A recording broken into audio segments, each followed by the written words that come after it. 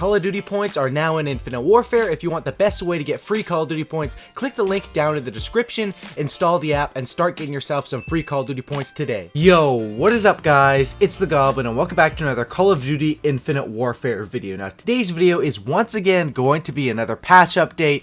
In today's update, they actually updated a lot of guns, so this is definitely a really important one that you guys will want to watch. And Infinity Ward was promising a lot of patches and a lot of different updates for December, and boy are they coming through. It feels like every single damn day I'm making another one of these patch or update videos, and I'm sorry for that, but new stuff is literally just coming out every day, and I want to keep you guys completely up to date on that. So I hope you guys are, appreciate that and could drop a like on this thing. That'd be absolutely awesome if you could hit 2,000 likes, because today's update is a playlist update or a hot fix, which basically means you probably won't have to update the game.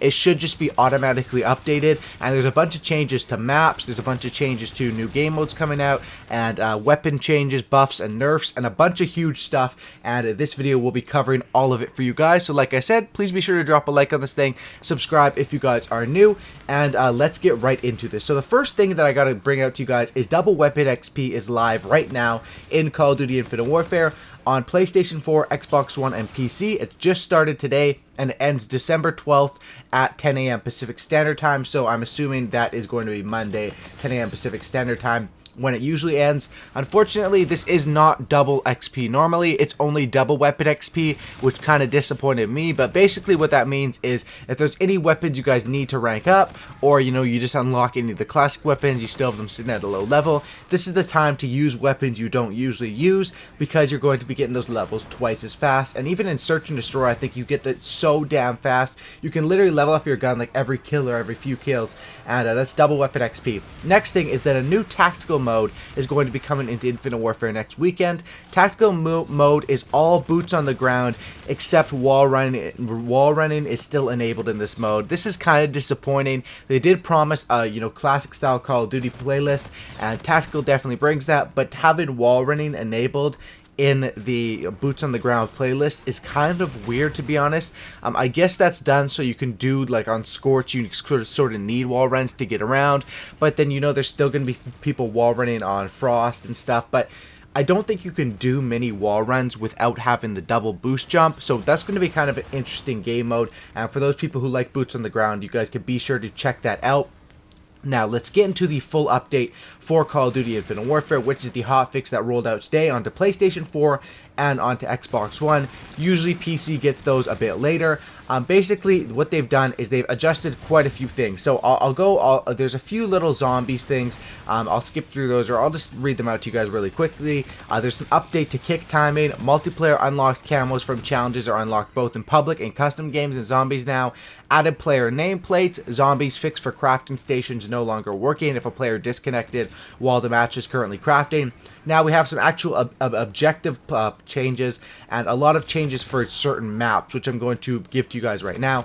On Precinct, the uplink moved start spawns on garden side, moved goal in garden, removed some aggressive rooftop resets around the guarded goal, removed some 15 sports on the map, and Search and Destroy moved the B bomb site to under construction.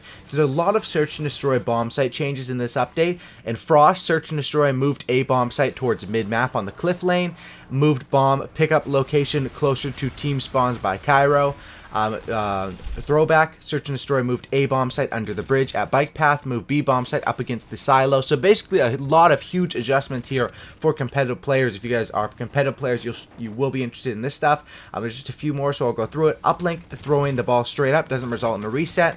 Goal near concession adjusted slightly. On Scorch, we have Search and Destroy move B bomb site closer to drill, move ball spawns from uplink and defender. On Breakout, Search and Destroy moved A bomb site to showers, moved B bomb site to cliff road near medical, and for uplink, remove some aggressive rooftop resets around the cell block.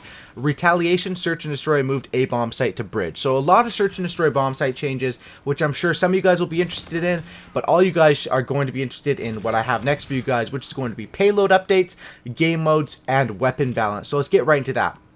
So the first one with the payload updates is going to be the Synaptic. With the Synaptic trait, Combat Burst, time speed bonus remains active is 3 seconds for CWL. So that only affects, competitive players for COD World League. But now we have other changes to ones that affect actual in-game play, and that is to propulsion. Time before thrusters starts to recharge increase slightly. Time for thrusters to recharge increase significantly. Changes put the trait more in line with the afterburner from BO3. So there's the nerf coming in to propulsion for everything CWL as well as competitive, because propulsion definitely did need a nerf. I, just realized how overpowered it was about a week ago, maybe less than that, 5 days ago, and I was running that. Basically, propulsion should still be good now, but it's sort of like afterburner from BO3. With rushdown, there's a 2.5 second delay added to recharge time. Time between dodges is now 7.5 seconds. Reduced speed and distance dodge slightly. So rushdown is the one that makes your movement sort of like Advanced Warfare, and that one has been nerfed now. So you're going to be able to move every 7.5 seconds instead of 5. They really did nerf the Synaptic right here. They hit the Synaptic with some big nerfs on propulsion and rushdown. These are really big nerfs, to be honest, and I really don't know how I feel about that. Another change that they put out is to the FTL with the power slide, which power slide is basically the one you want to use to get your slide kills for gold and diamond camo for SMGs. Extra slide distance removed on the power slide, and that's kind of unfortunate, but that's basically what they ended up doing there. So now power slide still helps you with getting the kills and all that sort of stuff, but you don't have that extra slide distance, I guess. Now for game modes, we have CTF exploit fixed, will return next week. There's basically glitches with CTF which have now been fixed, and they will return them at the game mode next week. Hardpoint, they've revised hardpoint spawn logic, so if you're a hardpoint player, watch out for some new spawns. And now let's get right into the weapon balance. Sorry it took a while, but because there was so much damn important stuff I had to cover, we're finally into weapon balance. Okay, the Mauler Mammoth, which is the epic version of the Mauler, which is the 2-shot kill sort of one, recoil increased. That's the one that sort of is like the Gorgon from Black Ops 3. Super high damage, but super slow fire rate. Next one is the Raw LMG. I told you guys, I warned you guys this thing was going to get a nerf, and it did. Increased hip spread and slight recoil increase. So I still think the Raw is going to be good because it's basically going to have worse hip fire, but when are you going to be hip firing with this LMG? And slight recoil increase, I'm sure it won't be that big of a deal if it's just slight. Next update to a weapon is to the fists. Okay, they're patching the fist now. We got no longer force a quick swap when in the secondary slot. This allows YYing to feel smoother. That is actually a beast change. If you guys watch my gameplays and you wonder why I'm always putting my gun up and down, it's just basically a bad habit. In Black Ops 3, it actually helped you slide farther. I don't know if it actually helps you at all in this game. I don't think it does. It's sort of just a habit of old Call of Duty players, but now they're making that feel a bit smoother, which is nice. Next one is the DMR-1, which is the sniper rifle that's sort of like a semi-auto assault rifle. It now is a one-shot kill to the head. Now this is interesting. The DMR-1 epic version might be very, very powerful now that that's a one-shot kill to the head, and I'll have to look into that more. Next change is to the EBR 800. Increased ADS recoil return speed to help with shot recovery. That's basically it. It basically means you're going to have the same amount of recoil, but it will come back down faster, sort of like a Bear 50 cal with the EBR 800, and I'm assuming that means with the sniper version of it, because with shot recovery sounds like a sniper version, basically buff and nothing to the assault rifle. For the Akimbo, we basically have slight reduction in damage range, increased in hipfire scale. So Akimbo has been nerfed completely across the board. Kendo 44 pistol, increased hip spread. Hornet, increased hip spread, so a bit of a nerf to those ones. Now assault rifles, increased base hip spread for all assault rifles without special hip spread values. This includes the NB4, OSA, and Type 2. Now, an issue here is that basically the assault rifles were a bit too good and their hip spread was a bit too tight and a bit too good compared to SMG, so they basically nerfed that on all assault rifles. For the OSA, which is the ARX, no longer has reduced hip spread relative to other assault rifles, inherits the new values set on assault rifles in this patch, so it has similar hip spread to the rest of the guns.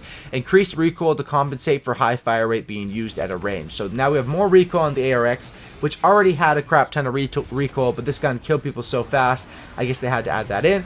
K-Bar 32, increased hip spread values. These are still lower than the base assault rifle hip spread, keeping with the weapon's theme.